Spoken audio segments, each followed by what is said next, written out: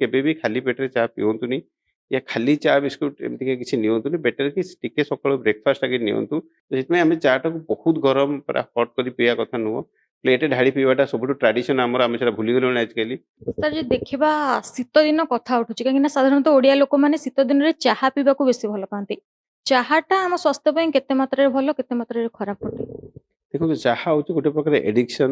ତାକୁ ଭଲ ଆଉ ଖରାପରେ ତୋଳିବା କଥା ନୁହଁ କିନ୍ତୁ ତାର ମାନେ ତାକୁ ନବାର ଟେକ୍ନିକରେ ବହୁତ ପ୍ରକାର ପ୍ରୋବ୍ଲେମ ଅଛି। ଯେମିତିକି ଆପଣ ଦେଖିବେ ଆମର ଯେତିକି ବି ଆମର ମାନେ ସ୍ତ୍ରୀ ଲୋକ ଅଛନ୍ତି କି ଯୋଉମାନେ ଘରେ କାମ କରୁଛନ୍ତି ତାଙ୍କର ଅଭ୍ୟାସ କି ସକାଳୁ ଉଠିଲା ମାନେ ଆଗେ ଖାଲି ପେଟରେ ଚା ପିଇବେ। ତ ଖାଲି ପେଟରେ ଯେତେବେଳେ ଆପଣ ଚା ଟା ପିଉଛନ୍ତି ଆପଣଙ୍କ ପେଟରେ ବହୁତ ପ୍ରକାର ସେ ଖରାପ ରିଆକ୍ସନ କ୍ରିଏଟ କରେ। ଆପଣଙ୍କ ଗ୍ୟାଷ୍ଟ୍ରିକ ପ୍ରୋବ୍ଲେମକୁ ବହୁତ ବଢେଇ ଦବ। ଆଉ କେବେ ବି ମାନେ ମୋର ସଜେସନ ଦେଖ ଚା ଟା ଗୋଟେ ଏଡିକ୍ସନ ଆମେ କେବେ କହିପାରିବୁନି ଯେ ଡକ୍ଟର କି ତୁମେ ଚା ପିଅ ନା ବୋଲି। ଚା ତ ଲୋକ ପିଇବେ ତାଙ୍କୁ ତ ମାନେ ଇଣ୍ଡିଆନ ସିନାରିଓରେ ଆମେ କାହାକୁ ମନା କରିବାଟା ହିଁ ଗୋଟେ ମୂର୍ଖାମି। ବଟ୍ ତାକୁ କେତେବେଳେ ପିଇବେ ସେଟା ବହୁତ ଇମ୍ପୋର୍ଟାଣ୍ଟ। ଆମେ ସଜେଷ୍ଟ କରୁ କି କେବେ ବି ଖାଲି ପେଟରେ ଚା ପିଅନ୍ତୁନି या ଖାଲି ଚା ବିସ୍କୁଟ ଏମିତି କିଛି ନିଅନ୍ତୁନି। ବେଟର କି ଟିକେ ସକାଳୁ ବ୍ରେକଫାଷ୍ଟ ଆଗେ ନିଅନ୍ତୁ।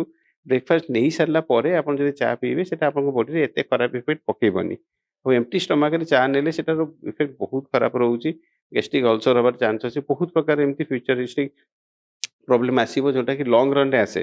ଏମିତି ତ ଲୋକ ବର୍ଷ ବର୍ଷ ଧରି ଖାଲି ପେଟରେ ଚା ପିଉଛନ୍ତି କିନ୍ତୁ ଅଚାନକ ସେ ତାଙ୍କର ପେଟ ଭିତରେ ଅଲସର ହେଇଯାଉଛି। ତାପରେ କିଛି ବି ଡାଇରେକ୍ସନରେ ସେ କେତେବେଳେ ମ୍ୟୁଟେସନ ମାଲିଗ୍ନେସି ଆଡକୁ ବି ଯାଇପାରିବ କିଛି ବି ହେଇପାରିବ। ତ ସେଥିପାଇଁ ଗୋଟେ ଖରାପ ଅଭ୍ୟାସଟାକୁ ପ୍ରମୋଟ କରିବାକୁ ଆମେ ଷ୍ଟ୍ରିକ୍ଟଲି ମନା କରୁଛୁ। ଚା ପିଇବାକୁ ତ ମନା କରିପାରିବିନି କିନ୍ତୁ ଚା ପିଇବାର ଟାଇମିଂଟା ଟିକେ ଆପଣ ବଦଳେଇ ପାରିବେ।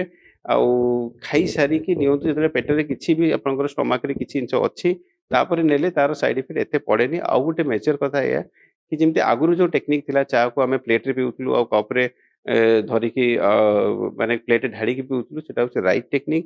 ବହୁତ ଗରମ ଜିନିଷଟା ଯେତେବେଳେ ଆମର ଶ୍ୱାସନଳୀ ଆଉ ସରି ଖାଦ୍ୟନଳୀ ଦେଇକି ଯାଉଛି ସେ ସେଥିରେ ବି ତାର ବର୍ଣ୍ଣିଂ କରିକି ମାନେ ସେଥିରେ ମ୍ୟୁଟେସନ କରି କ୍ୟାନ୍ସର ହବାର ଚାନ୍ସେସ୍ ଅଛି। ତ ସେଥିପାଇଁ ଆମେ ଚା ଟାକୁ ବହୁତ ଗରମ ପୁରା ହଟ୍ କରି ପିଇବା କଥା ନୁହଁ। ପ୍ଲେଟେ ଢାଳି ପିଇବାଟା ସବୁଠୁ ଟ୍ରାଡିସନ ଆମର ଆମେ ସେଟା ଭୁଲିଗଲୁଣି ଆଜିକାଲି।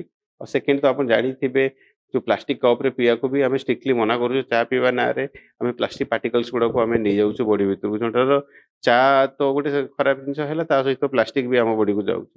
ତ ସେଥିପାଇଁ ବେଟର କି କାଚ କି ଆପଣ ମାଟି କି ଆପଣଙ୍କର ସେ ସବୁ କପରେ ଚା ପିଇବାଟା ବେଟର ରେଦର ଦେନ ଆପଣଙ୍କର ଯୋଉ କାଗଜରେ ଯୋଉଥିରେ ପ୍ଲାଷ୍ଟିକ ରହୁଛି ସେଗୁଡାକୁ ଟିକେ ଆଭଏଡ କଲେ ଭଲ। ସେଥିପାଇଁ ଆମର ବର୍ତ୍ତମାନ ଡ୍ରାଇଭ ବି ଷ୍ଟାର୍ଟ ହେଲାଣି କି ଆମେ ଯୋଉ କାଗଜ କପକୁ ମାନେ ଯୋଉଥିରେ ପ୍ଲାଷ୍ଟିକ କୋଟିଂ ରହୁଛି ତାକୁ ଆଭଏଡ କରିବା କଥା।